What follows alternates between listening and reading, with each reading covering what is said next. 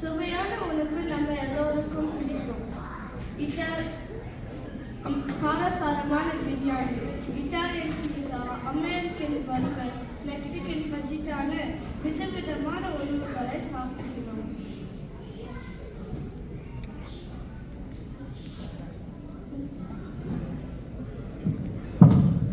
இந்த போறப்புத்தான் எல்லாரும் செஞ்சு சாப்பிட கிடைச்சது.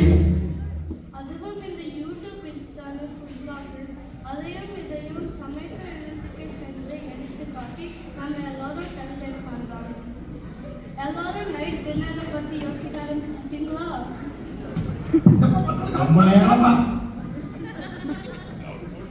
பொறுங்க, நான் சொல்ல வந்தது வேற ஒன்று பத்தி. ஆமாங்க, செவி உணவு.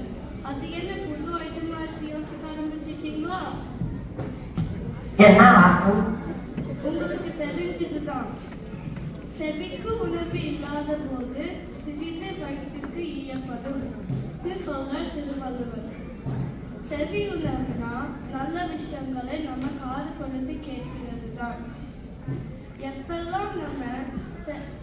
எப்பெல்லாம் செவிக்கு உணவு கிடைக்கலையோ அப்பெல்லாம் வயிற்றுக்கு உணவு உண்ணலாம்னு சொல்றார் திருவள்ளுவர்.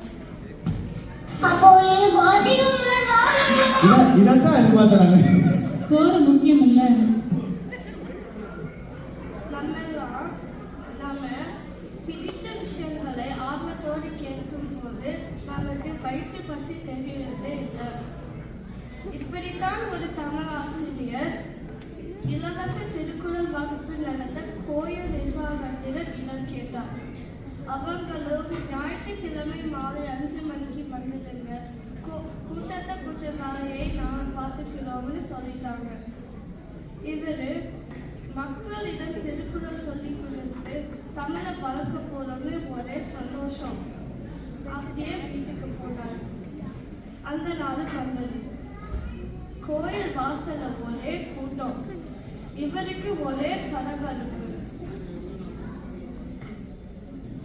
மக்களுக்கு திருக்குறள் மேல என்ன ஒரு ஆர்வம்!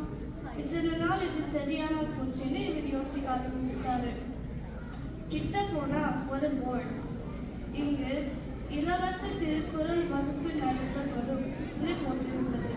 அதுக்கு கீழே ஒரு குறிப்பு. வகுப்பிற்கு பின் இலவச சர்க்கரை பொங்கலும் புளியோதரையும் வழங்கப்படும்.